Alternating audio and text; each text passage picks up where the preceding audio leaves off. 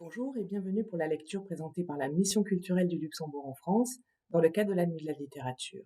Cette année, nous avons invité l'auteur luxembourgeois Jean Portante à partager des extraits de son dernier roman Leonardo. Jean Portante est une figure majeure de la littérature luxembourgeoise. Il est né en 1950 à Differdange, de parents italiens, et il vit à Paris depuis les années 80. Son œuvre est riche de plus d'une quarantaine de livres qui mêlent poésie, romans, essais, mais aussi pièces de théâtre.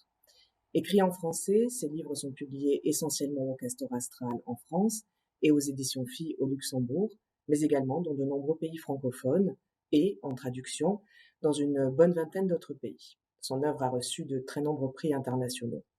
Leonardo est le deuxième volet d'une trilogie consacrée à la migration. Ce roman raconte l'histoire d'un secret familial qui, en remontant à la surface, met le doigt dans les grandes plaies du XXe siècle. Tout commence par l'émigration de San Demetrio, de deux frères jumeaux, à la veille de la Première Guerre mondiale. Je laisse la parole à Jean Portante. Bonne lecture et bonne écoute.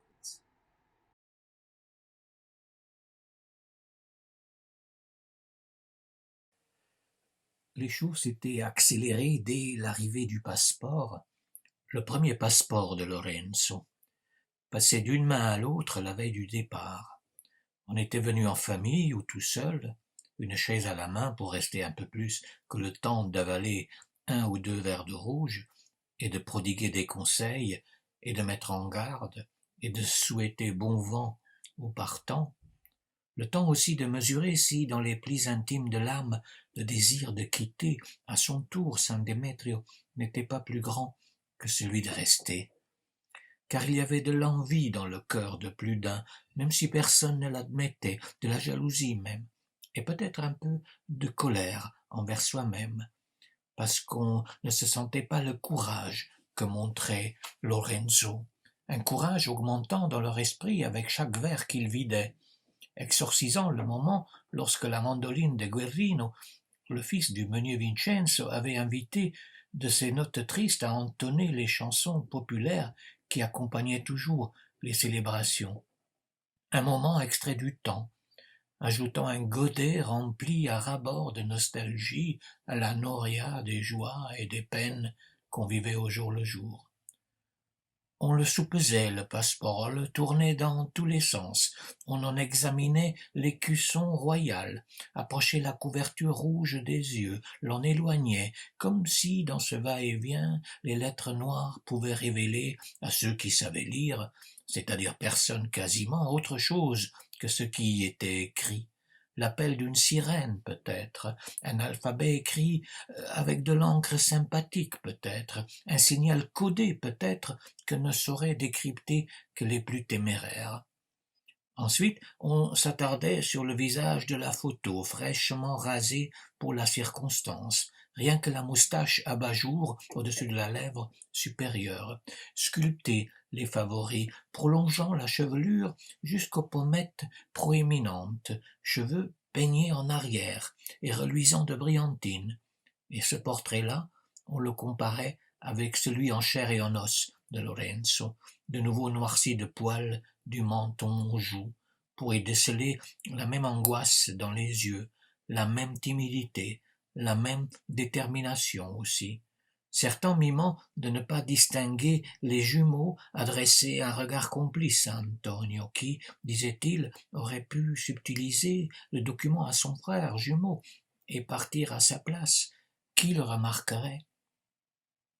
Des rires éclataient, des anecdotes étaient racontées, espoir et déception jouaient à cache-cache, difficile de percer dans ce mélange brouillé de tristesse et d'euphorie ce que ressentaient Lorenzo et Antonio dans cette veille de séparation. Assis côte à côte, parlant peu, ils remuaient à peine les lèvres pour fredonner les airs connus, ne touchant guère au vin, ni aux amandes enrobées de sucre blanc que Bettina avait préparées. Non pas que leurs esprits fussent absents, c'était plutôt qu'ils se parlaient une dernière fois en silence, comme ils l'avaient si souvent fait, les jumeaux, sentant qu'ils n'en auraient plus l'occasion, une fois que tout le monde se serait retiré.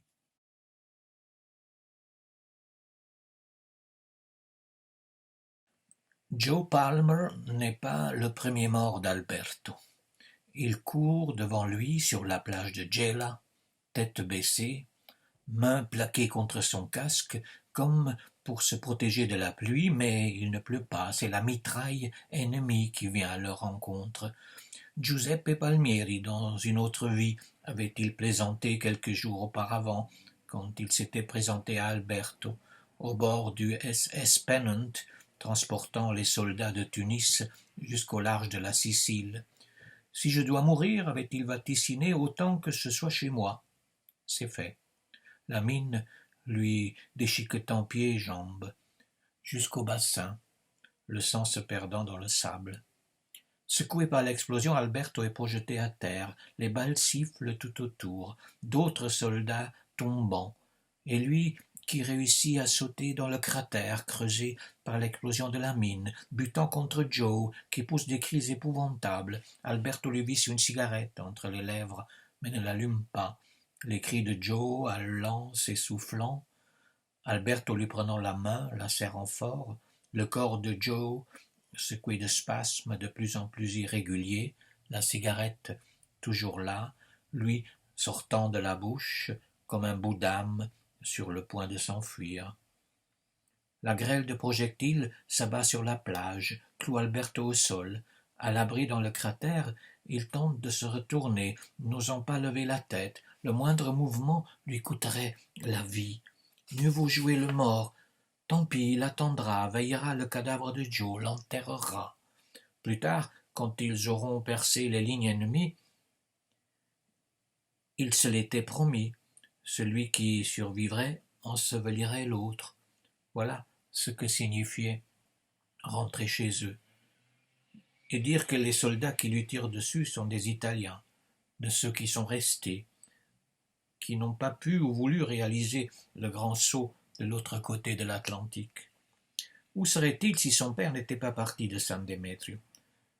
Quelque part dans les collines, mitraillant la plage? Comment se peut-il qu'un voyage somme toute anodin, entrepris par des millions de gens, distribue de la sorte les rôles?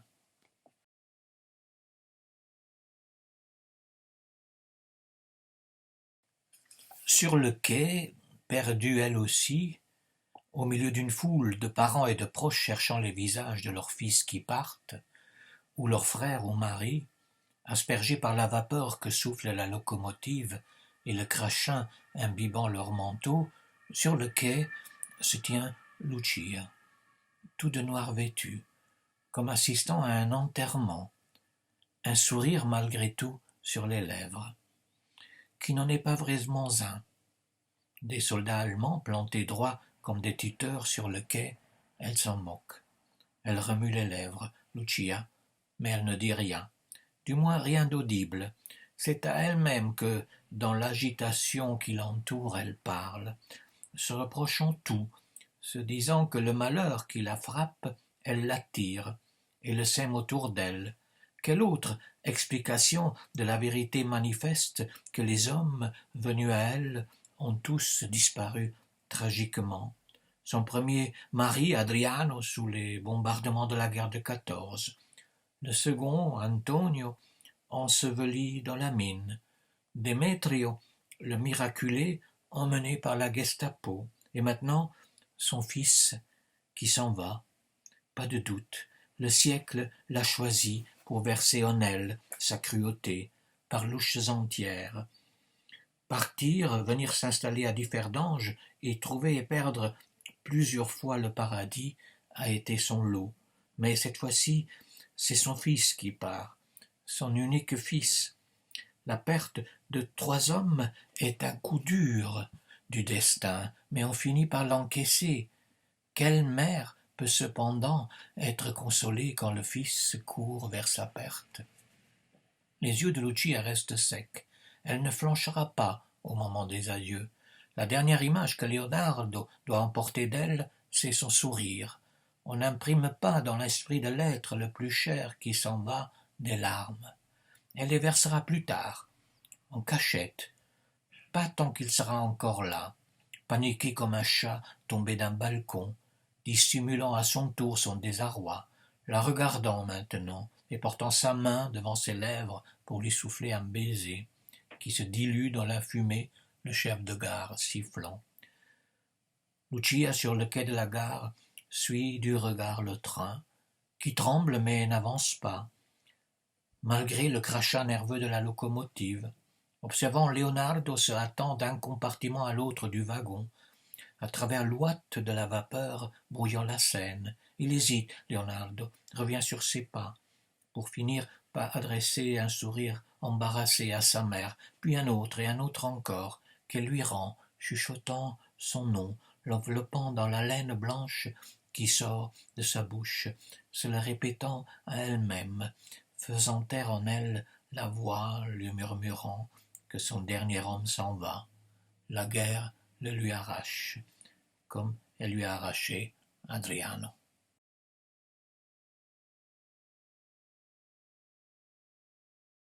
De noir vêtues les femmes, des mères et des grands-mères, châles sombres leur couvrant tête et épaules, ombres parmi les ombres, criant leur colère et leur douleur, et Alberto qui, avec d'autres soldats, les repousse à l'aide de son fusil agrippé par la crosse et le canon, évitant leur regard haineux, ne comprenant pas pourquoi on les empêche d'approcher les prisonniers, cruches d'eau et miches de pain dans leurs mains.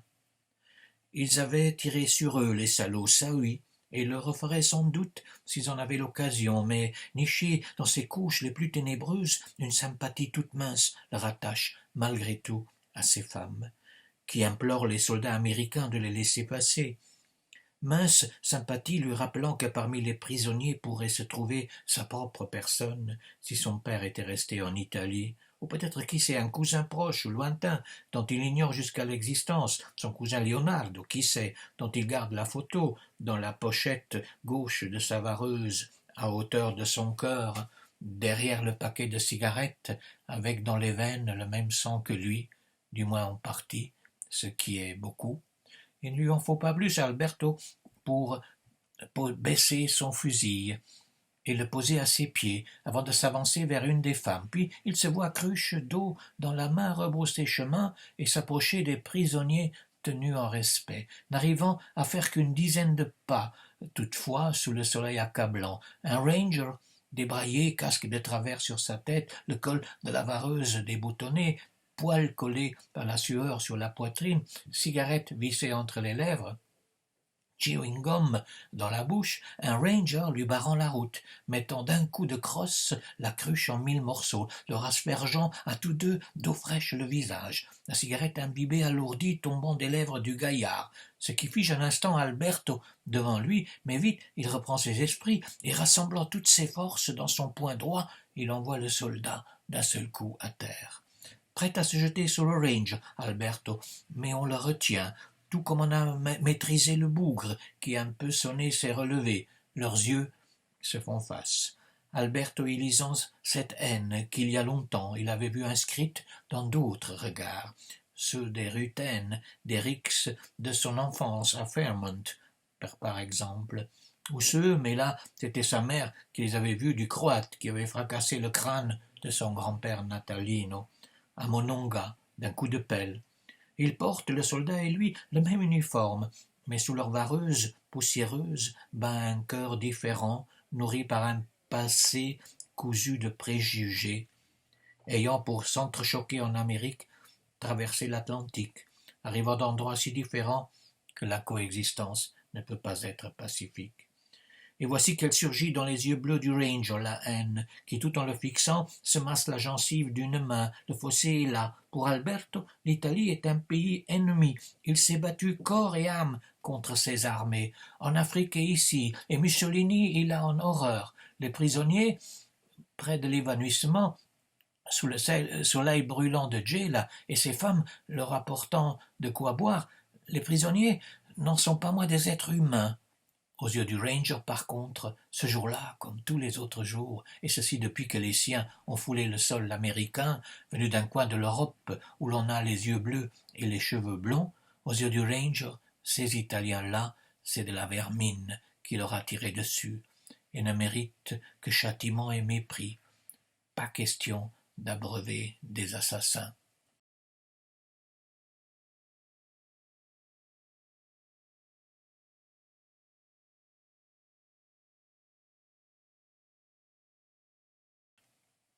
Leonardo est le deuxième volet d'une trilogie qui est une saga quelque part familiale, fictive bien entendu. Le premier volume, le premier volet plutôt, étant l'architecture des temps instables, donc le roman précédent, mais tout cela s'inscrit dans le cadre de tous mes romans, du moins à partir du premier grand roman que j'ai fait en 93.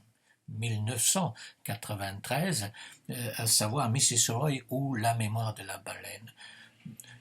Là, on raconte l'histoire d'une famille qui oscille entre deux pôles, San Demetrio en Italie et Differdange au Luxembourg. Euh, Cela est repris donc dans l'architecture des temps instables, mais disons c'est un peu élargi cette migration. Il y a toujours les deux pôles Differdange, San Demetrio, le ne déjà plus d'un côté, le ne pas encore de l'autre, sans que l'on sache où est un côté ou l'autre. Mais il y a déjà une ouverture plus vaste vers le monde, puisqu'y entreront deux endroits supplémentaires, à savoir Berlin, donc la capitale devenue la capitale de l'Allemagne, et puis Cuba. Voilà, il y a aussi, disons, un troisième pôle Differdange San Demetrio qui est Paris, hein, où habite le narrateur. Voilà. Et dans Leonardo, ça s'élargit encore plus, puisqu'il y aura deux bras de migration partant de San Demetrio. Un bras qui part vers le nord, donc arrive au Luxembourg, à Differdange, et un autre bras qui part vers les États-Unis. Et ceux qui partent sont deux frères jumeaux. Et tout ça va bien entendu mettre en branle toute une histoire qui couvre le XXe siècle.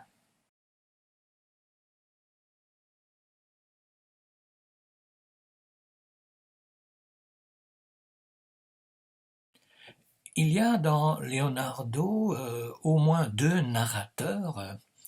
Ce sont des personnes d'aujourd'hui, deux hommes. L'un s'appelle Tony Junior Tramagni et se trouve aux États-Unis.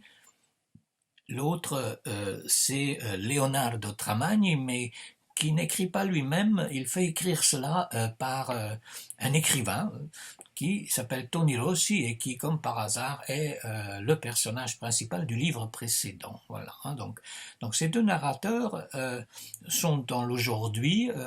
Ils se rendent compte, Leonardo qui est à Luxembourg et Tony Junior qui est aux États-Unis, que dans le passé de leur famille, quelque chose ne tourne pas rond. Et donc, ils vont déterrer l'histoire de la famille et on verra qu'il y a deux générations avant. La génération des grands-pères, qui sont ceux qui partent de San Demetrio, l'un allant aux États-Unis, à Monongah, dans les mines de charbon, aux États-Unis, c'est en Virginie occidentale, l'autre allant au Luxembourg. Voilà. Il se fait que après, c'est des jumeaux, hein, il faut le souligner, ce qui fait que après ce départ, ils vont faire leur vie dans leur pays, ne vont plus rentrer en contact les uns avec les autres, ne vont plus revenir en Italie, mais ils auront des enfants.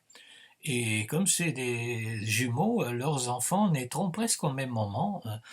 Le grand départ, ça je l'ai oublié de dire, est en 1912, hein, donc on est avant la Première Guerre mondiale. En 21 naissent deux enfants, l'un s'appelle Alberto et l'autre s'appelle Leonardo. Et ces deux enfants-là seront ceux qui rentreront en Italie. Mais ils ne le font pas parce qu'ils veulent rentrer, ils y sont forcés.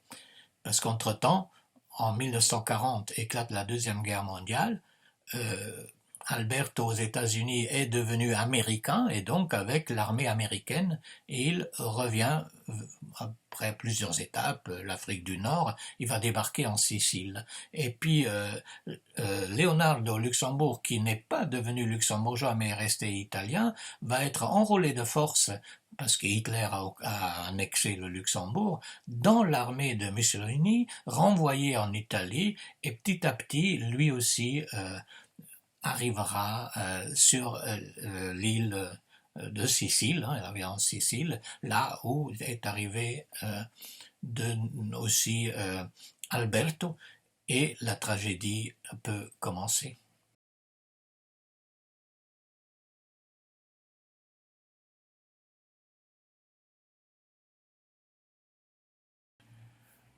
Il y a plusieurs livres. Dans ce livre, j'ai parlé des trois couches de narration, hein, les trois temps, hein, les grands-parents, leurs enfants et les petits-enfants, mais j'ai fait entrer d'autres livres dans le livre et parmi ceux-là, deux me semblent les plus importants. Le premier, c'est les fiancés de Manzoni, I Promessi Sposi d'Alessandro Manzoni, le grand roman du post-romantisme italien, écrit avant l'unification et pendant non, avant l'unification de l'Italie, dans les années 20. L'écriture a duré 20 ans, hein, donc ça va au début des années 50 du 19e siècle. Donc dans ce roman, il y a un certain nombre de personnages et il y a surtout une séparation entre deux êtres, deux amoureux, Renzo et Lucia. Et ce que j'ai fait, c'est que j'ai calqué cela, je l'ai fait, disons, couler dans mon roman, où il y aura aussi une séparation entre un Lorenzo et une Lucia. Et à partir de là, dans toute la première partie du livre, j'ai donné à tous les personnages des noms qui viennent des Promessi Sposi, des fiancés de Manzoni. Mais il y a aussi un deuxième filon, disons un deuxième livre, une deuxième œuvre qui entre dans mon roman, et là c'est l'Édipe de Sophocle, hein, donc on est dans la tragédie grecque, l'Édipe de Sophocle revisité par Pasolini, hein, puisque il y a un des proies de Pasolini qui va actualiser un peu la chose, et ce Édipe là, cette tragédie-là, hein, elle va se nouer, comme je l'ai dit tout à l'heure, en Sicile, hein, quand se rencontreront les deux cousins, hein, donc Alberto l'américain et Leonardo l'italo-luxembourgeois. Ils se font face à face, c'est la guerre. Hein. Bon, hein, je ne vais pas raconter comment se noue la tragédie, mais il y aura voilà, toute une intrigue avec une femme qui va entrer, un enfant qui va naître et qui mélangera les destins comme sait si bien le faire le destin des tragédies grecques.